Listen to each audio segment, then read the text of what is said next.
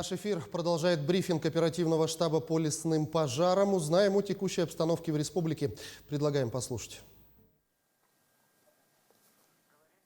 Сергей Николаевич, доброе утро. Какова на сегодняшний день обстановка с лесными пожарами в республике? Доброе утро. На сегодня на территории республики ведется работа по тушению 9 лесных пожаров на общей площади 237 тысяч гектар. Это в 5 районах республики. Всего у нас действует 41 пожар на территории республики. Это на общей площади 470 тысяч гектар. Из них ликвидировано у нас 10 природных пожаров на общей площади почти 38 тысяч гектар. И из них локализовано у нас на сегодня тоже несколько пожаров. В том числе у нас новый пожар это в Сунтарском районе на площади 4 га. Сегодня тоже принимаются меры. Сегодня планируется снятие режима ЧС по пожарам в Кобяйском районе. Особое внимание, конечно, в Усманском районе. На сегодня там действует 5 пожаров. Работа ведется силами авиации и лесопожарных формирований. На сегодня общее количество задействованных на тушение пожаров это 594 человек и 65 единиц техники. Спасибо. Это был брифинг оперативного штаба по лесным пожарам. Ну а мы продолжаем.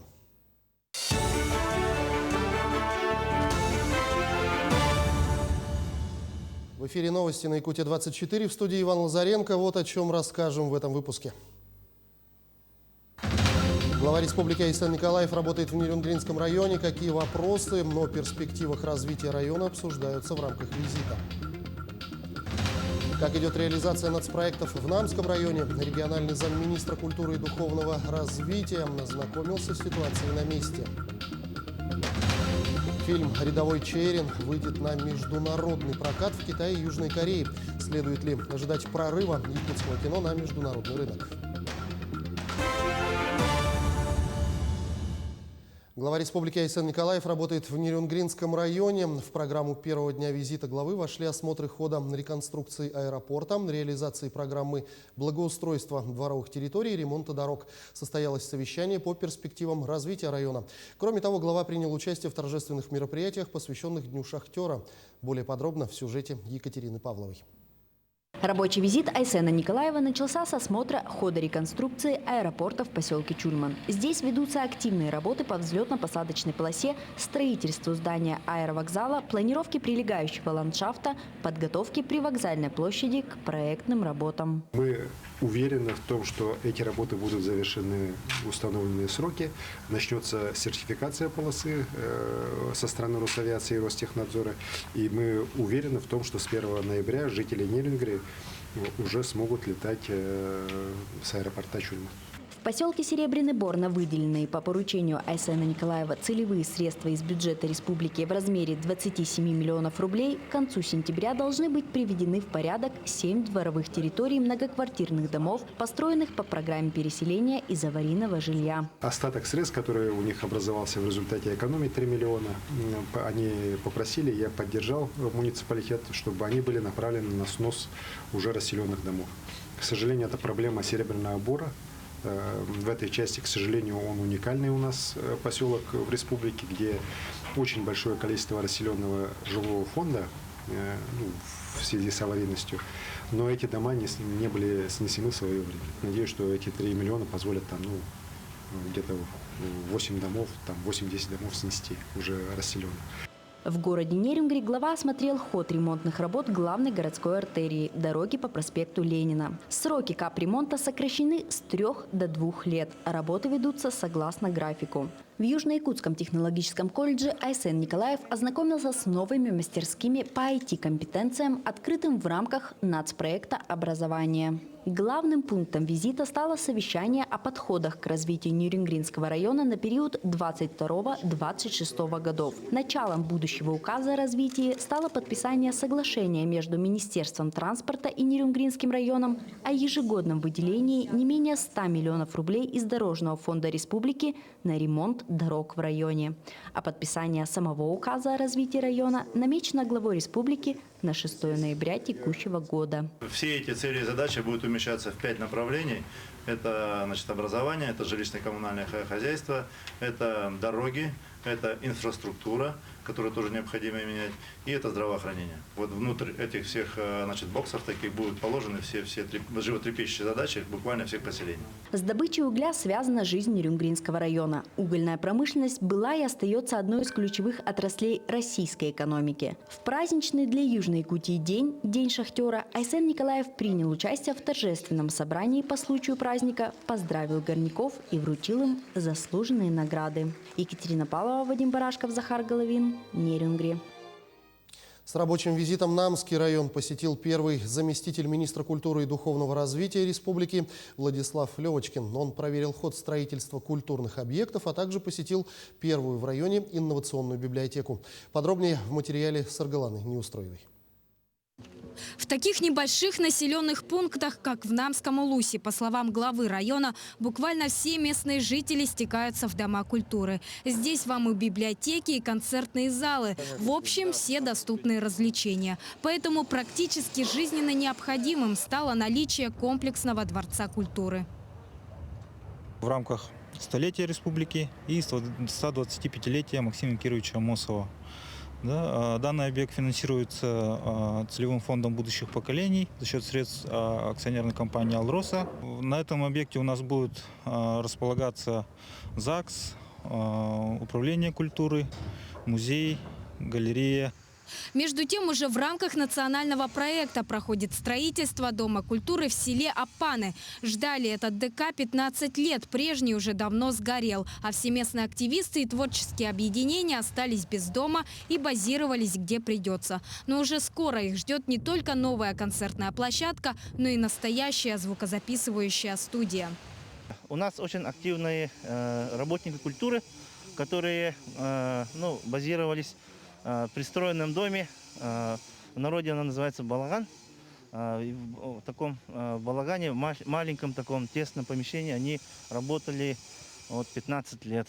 И все мы, жители, более 3000 человек Катанаринского наследия, с волнением ждем в декабре открытия нашего центра культуры. Еще один важный объект для Намского района – новая модельная библиотека. Открылась она еще в прошлом году. По словам ее директора, библиотека стала настоящим сердцем хамустахского наследия. Это уютное, а главное многофункциональное место является площадкой для многих творческих и литературных клубов села. Библиотека очень полюбилась населению. Здесь дети, вот как вы видите, как открылись двери библиотеки, начали дети оккупировать каждые залы. Очень рады посетить нашу библиотеку. И, конечно же, мы технологически и отвечаем всем по новым стандартам. Между тем, как подчеркивает первый заместитель министра культуры и духовного развития, строительство и ремонт объектов культуры в республике набирает обороты. Уже готовится проект развития и арктических районов. У нас расширяется программа по капитальному ремонту. Будет больше домов культуры, больше детских школ искусств. Помимо того, что действует национальный проект, сейчас начинаются реализовываться мероприятия национальной программы по развитию Дальнего Востока. Это еще дополнительные тоже возможности. И начнет в ближайшее время работу программа по развитию Арктики. Здесь у нас будут охватываться уже арктические районы. И здесь тоже мы считаем, что у нас количество объектов, которые будут строиться по линии культуры, по отрасли культуры, увеличится.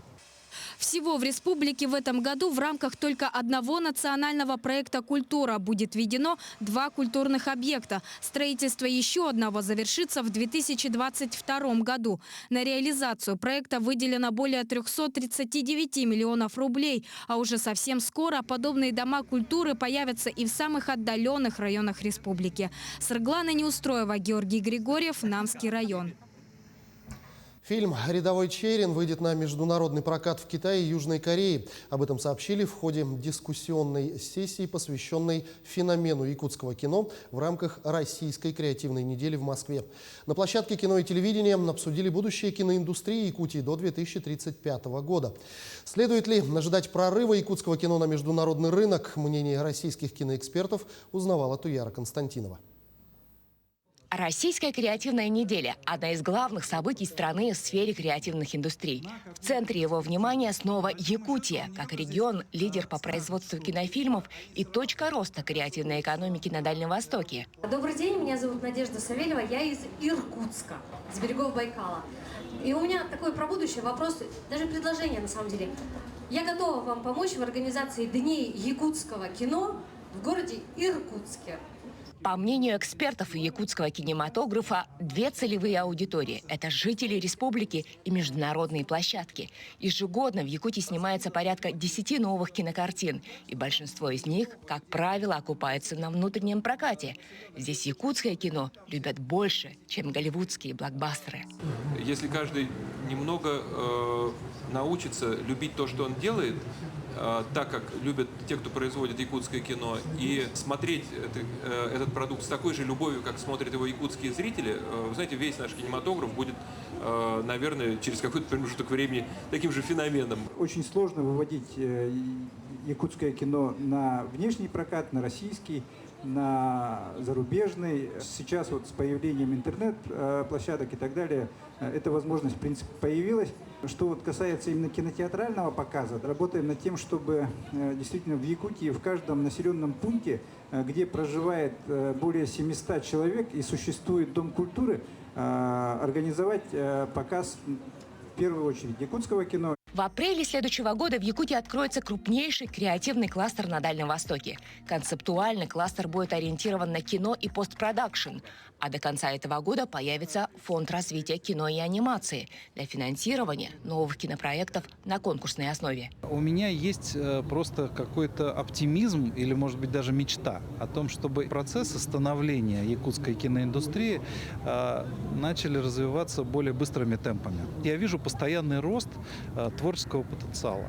И я хочу, чтобы это подкреплялось теми механизмами, которые складываются внутри республики и с точки зрения реорганизации Саха-Фильм, и с точки зрения поддержки киноиндустрии со стороны корпорации развития Якутии и каких-то других институтов развития.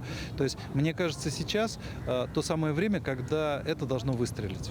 Главная фабрика якутского кино «Саха-Фильм» должна стать продюсерским центром мирового уровня и объединить региональных кинопроизводителей для экспорта продукции на международный рынок.